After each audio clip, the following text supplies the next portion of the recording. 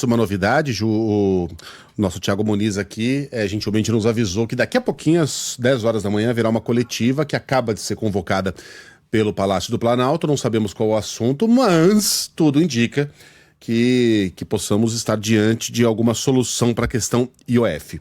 E agora há pouco tratávamos com o Andreasa essa ideia de utilizar receita extra de mais de 30 bilhões de reais com petróleo até 2026.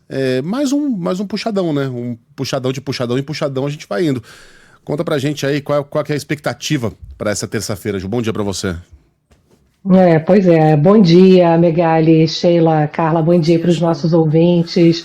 A percepção geral da economia é que realmente o governo está raspando o tacho, quebrando o cofrinho. Se encontrar com vocês aí no meio do caminho, vai te pedir um dinheiro emprestado, porque a sensação é essa: olha, já que tem dinheiro aí, sobrou um dinheiro no bolso da calça, vamos olhar ali na máquina de lavar, ver se esquecemos alguma coisa.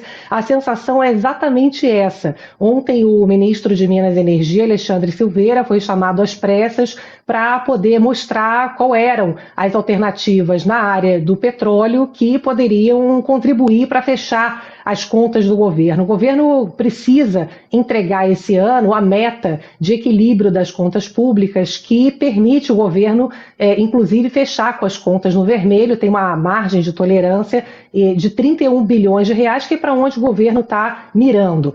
Fez contenção de gasto, mas ainda assim foi necessário aumentar imposto, que foi super mal recebido. A gente tem falado aqui que a carga tributária do Brasil já é a mais alta disparada de todos os países da América Latina, mais de 33% do PIB, quando a média na América Latina é 21%. Temos uma carga tributária de países ricos, sem termos o retorno de serviços de qualidade, saúde, educação, segurança, transporte. Então a gente já está num limite inaceitável de aumento de imposto. Então, o setor produtivo, as empresas chiaram, os bancos foram lá falar com o governo que isso ia explodir inadimplência, o Congresso está dizendo que o governo não podia ter atropelado o Congresso, enfim, uma chiadeira danada. E no final das contas, o Congresso até poderia derrubar o decreto do governo, porque já tem tem mais de 20 pedidos de derrubada do decreto. A questão é que, se o Congresso derrubar, ele vai forçar o governo a cortar mais gastos, a conter mais gastos. Isso significa conter emendas.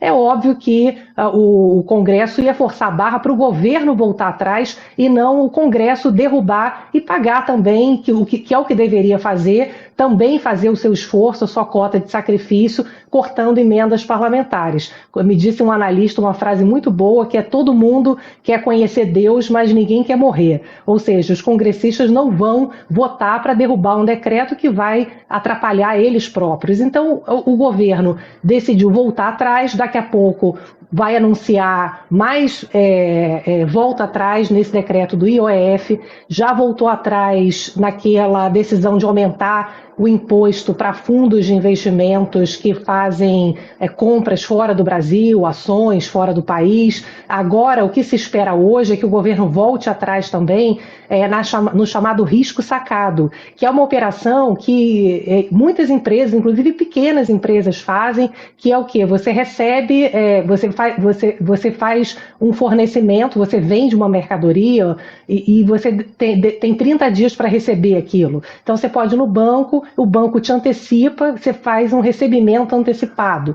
Para vocês terem uma ideia da pancada que é esse aumento de IOF nessa operação chamada risco sacado, num capital de giro de 30 dias, por exemplo, os juros passariam de 23,7% ao ano para 32% ao ano, é quase 10 pontos percentuais a mais de juro. Isso, para uma pequena empresa, é como o que os analistas estão me dizendo, é como se a taxa Selic, que é a referência para as taxas de juros, subisse dos atuais 14,75% para 23%.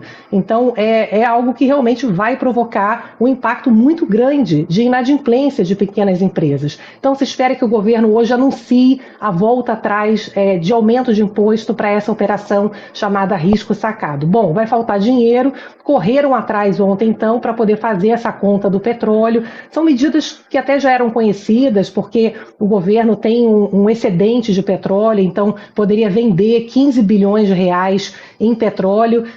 Tem já um leilão de petróleo agendado aí para agora em junho. Tem uma discussão técnica que é mudar a referência da cotação do petróleo para que o governo arrecade mais em royalties do petróleo. Enfim, gente, o que eu estou vendo ali nos detalhes é o governo, de fato, quebrando o cofrinho, sabe? Estão usando fundos setoriais, fundos da educação, fundos que o governo vai fazendo para ações setoriais, quebra o cofrinho, pega esse dinheiro, bota dentro da conta para ver se a conta fecha.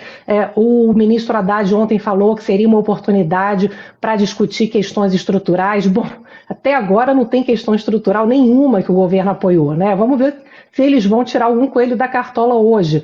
Por exemplo, discutir gastos estruturais, como revisão do seguro-desemprego, toda aquela discussão de revisão de modelos, de desenhos para assegurar o aumento do gasto público, que politicamente não tem tido apoio. O resumo da história disso tudo, desse imbróglio tudo cada vez a gente vê que tem pouca receita disponível, está secando a receita disponível do governo para poder fechar as contas. E, ao mesmo tempo, o governo não quer fechar as contas cortando gastos. Nem o Congresso, muito menos. É bom que se inclua, né, nossos caros deputados e senadores que estão fingindo que não é com eles essa discussão.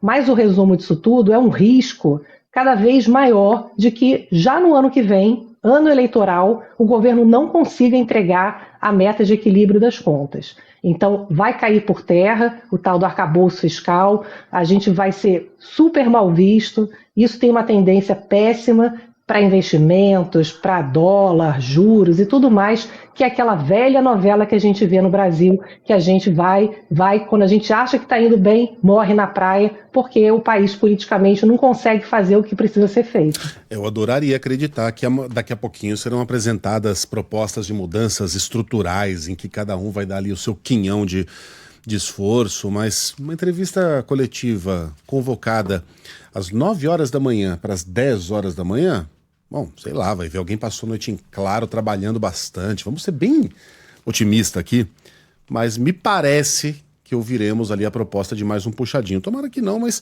é o que está se desenhando.